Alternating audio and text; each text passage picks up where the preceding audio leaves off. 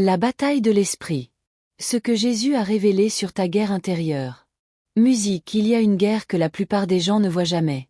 Pas sur un champ de bataille avec des armes ou des soldats, mais dans le silence de tes propres pensées. Elle commence au moment où tu ouvres les yeux, avant que tu ne dises un mot, avant que tu ne fasses un choix. C'est la bataille pour ton esprit. Chaque décision, chaque émotion, chaque acte de foi ou d'échec commence ici, dans le territoire invisible de tes pensées. C'est là que l'ennemi murmure le plus fort et que ton destin se décide silencieusement.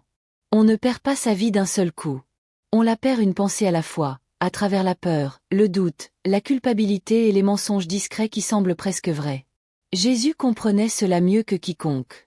Lorsqu'il parlait du péché, il ne pointait pas d'abord ce que les gens faisaient. Il pointait ce qu'ils pensaient. Lorsqu'il enseignait sur la foi, il ne commençait pas par les montagnes. Il commençait par l'esprit qui croit que les montagnes peuvent bouger. Chaque parabole, chaque confrontation, chaque parole qu'il prononçait allait plus loin que le comportement. Cela allait directement aux pensées qui le façonnent. L'esprit n'est pas un terrain de jeu. C'est un champ de bataille. Et Jésus est venu non seulement pour sauver ton âme, mais pour libérer ton esprit. Il connaissait les guerres que tu mènerais en silence. Celles contre tes propres peurs, ton passé, tes et tes doutes sur toi-même. Il connaissait le bruit qui peut remplir le cœur d'un croyant même dans une pièce silencieuse. C'est pourquoi il parlait de vérité, parce que la vérité est la seule arme capable de faire taire les mensonges. C'est pourquoi il enseignait la paix, parce que la paix est la victoire sur le chaos. Et c'est pourquoi il t'a appelé à renouveler ton esprit, parce que c'est là que la transformation commence. La bataille de l'esprit ne consiste pas seulement à penser de meilleures pensées. Il s'agit de soumettre tes pensées à celui qui a déjà remporté la victoire. Et lorsque tu commences à voir à travers ses yeux, la guerre intérieure commence à perdre son pouvoir. Numéro 1. L'esprit est le premier champ de bataille. Avant que le péché ne touche la main, il murmure à l'esprit. Avant que le doute n'atteigne tes lèvres, il grandit silencieusement dans tes pensées. L'ennemi n'a pas besoin d'enchaîner ton corps s'il peut d'abord capturer ton esprit. Parce qu'une fois que ta manière de penser penche vers la peur, la confusion ou l'orgueil, tout le reste commence à suivre. Dès le commencement, telle était sa stratégie. Dans le jardin d'Éden, Satan n'a pas brandi une épée ni soufflé du feu. Il a posé une question. Dieu a-t-il réellement dit? Cette petite question a fissuré la certitude d'Ève. Le serpent n'a pas attaqué sa force. Il a attaqué sa perception. La première guerre n'a pas été menée sur la terre. Elle a été menée dans la pensée. Et c'est ainsi que l'ennemi agit encore aujourd'hui. Il n'a pas besoin de détruire ta foi ouvertement.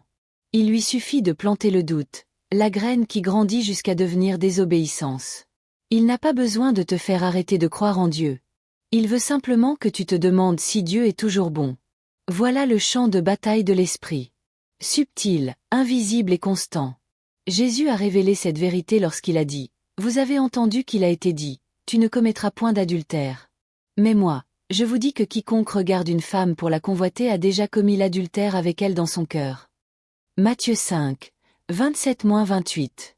En une seule phrase, il nous a montré que le péché commence bien avant d'être visible.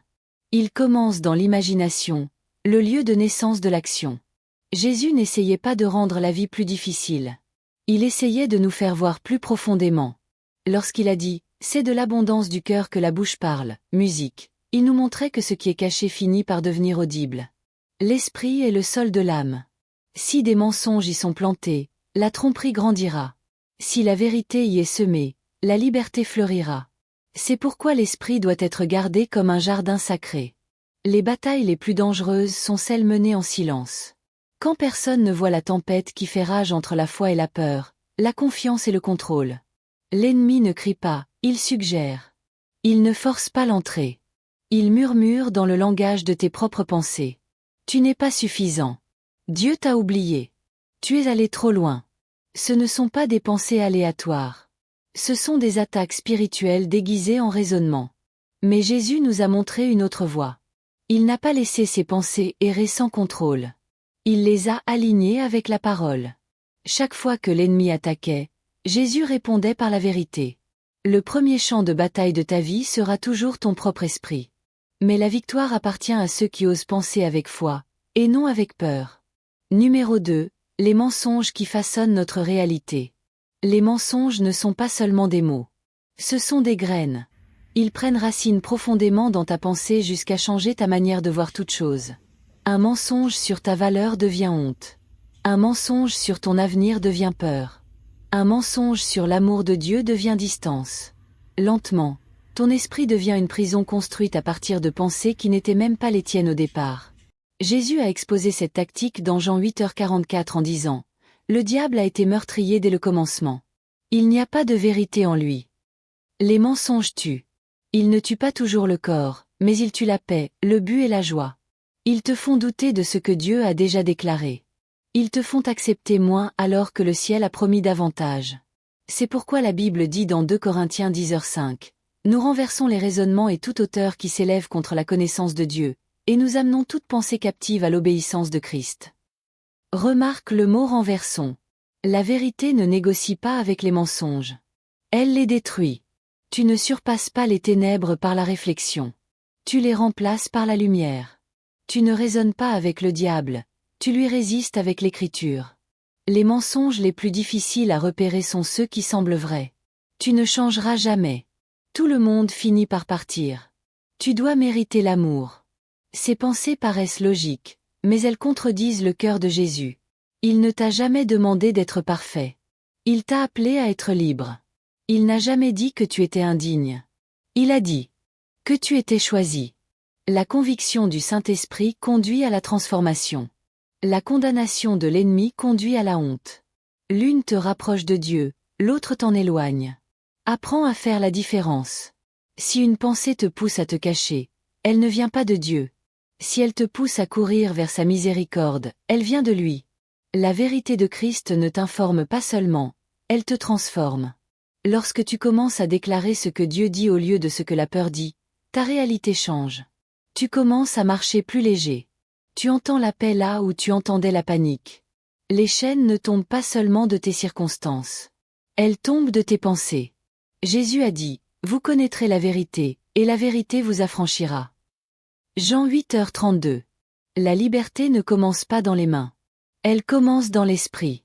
Au moment où tu cesses d'être d'accord avec les mensonges, le ciel commence à réécrire ton histoire. Numéro 3. Jésus et le désert de l'esprit. Avant que Jésus ne guérisse les malades ou n'apaise une tempête, il a affronté la plus grande guerre mentale qu'un être humain puisse endurer, la tentation dans le désert. Pendant 40 jours, il est resté seul, affamé, épuisé et vulnérable. Pourtant, le véritable conflit n'était pas entre lui et le désert. Il était entre la vérité et la tromperie dans l'esprit. Satan n'a pas confronté Jésus par la force physique. Il a utilisé la plus ancienne arme qui existe, les mots. Si tu es le Fils de Dieu. Ces 6 mots portaient le poids de toutes les attaques qui viendraient jamais contre son identité. La même voix qui avait remis en question la valeur d'Ève en Éden questionnait maintenant le Fils de Dieu dans le désert. Chaque tentation était un défi mental, pas seulement une épreuve de faim ou d'ambition. Change ces pierres en pain. Jette-toi en bas et prouve qui tu es. Prosterne-toi devant moi et je te donnerai le monde. Ce n'était pas seulement des suggestions d'action. C'étaient des invitations à penser différemment sur qui il était et ce qu'il devait prouver. Mais Jésus a refusé de penser comme une victime, un mendiant ou un acteur en quête d'approbation. Il a riposté avec la seule arme incassable, la parole de Dieu. Il est écrit, répétait-il encore et encore, tranchant les mensonges par la vérité divine. Remarque qu'il n'a pas débattu. Il n'a pas crié.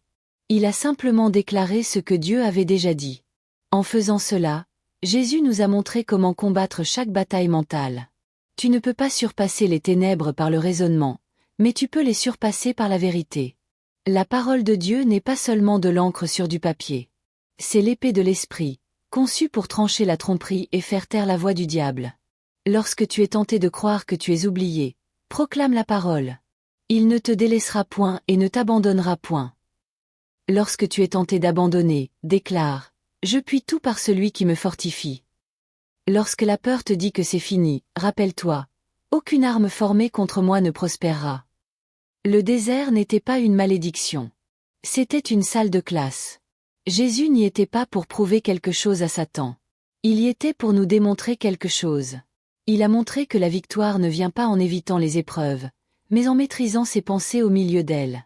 Lorsque tu te tiens dans ton propre désert, cette saison où la vie semble sèche et le ciel silencieux, Rappelle-toi que le silence n'est pas l'absence. C'est un entraînement. L'Esprit a conduit Jésus dans cet endroit non pour le détruire, mais pour le préparer. Avant de parler de paix à la tempête, il a appris la paix dans son esprit. Voilà la bataille que la plupart des gens ne voient jamais. Ce n'est pas la situation dans laquelle tu te trouves. C'est la voie que tu choisis de croire pendant que tu y es. Et lorsque toi aussi tu commences à déclarer, il est écrit au-dessus de tes pensées, l'ennemi finira par partir, non parce qu'il te craint, mais parce qu'il craint la vérité qui vit en toi. Numéro 4. Le processus de renouvellement. Transformer le dialogue intérieur. Tu ne peux pas vivre une nouvelle vie avec un vieil esprit. C'est pourquoi Paul a écrit « Ne vous conformez pas au siècle présent, mais soyez transformés par le renouvellement de l'intelligence. » Romains 12h2. La transformation ne se produit pas lorsque les circonstances changent. Elle se produit lorsque la perspective change. Le renouvellement de l'esprit n'est pas un événement unique. C'est un processus quotidien. Tu ne combats pas seulement ce que les autres disent de toi. Tu désapprends ce que tu as autrefois cru à ton sujet. Tu démolis des pensées construites par la peur, le traumatisme et la déception, et tu les remplaces par la vérité de Dieu sur ton identité. Il est facile de prier pour le changement tout en continuant à penser comme l'ancienne version de toi-même. Tu ne peux pas marcher dans la paix si ton esprit est accro à l'inquiétude. Tu ne peux pas marcher dans ta destinée si ton esprit est prisonnier de la culpabilité. Le renouvellement signifie abandonner les pensées qui n'appartiennent plus à la personne que tu es en train de devenir. Jésus comprenait cela profondément dans son enseignement. Il disait souvent, « Vous avez entendu qu'il a été dit, mais moi, je vous dis. » Il remettait en question les anciens systèmes mentaux de religion, de vengeance, d'orgueil et de peur. Il ne changeait pas seulement des lois. Il renouvelait les esprits. Il enseignait aux gens à penser comme des citoyens du ciel tout en vivant sur la terre. Le renouvellement commence par la prise de conscience. Lorsqu'une pensée entre dans ton esprit, tu dois te demander, est-ce que cela est en accord avec la parole de Dieu? Si ce n'est pas le cas, cela n'a pas sa place. C'est un ménage spirituel. Nettoyer ce qui encombre et trouble ta paix. C'est un travail difficile, mais la liberté demande toujours un effort. La prière est l'un des outils les plus puissants pour cette transformation. Ce n'est pas seulement parler à Dieu. C'est le laisser remodeler ta manière de penser.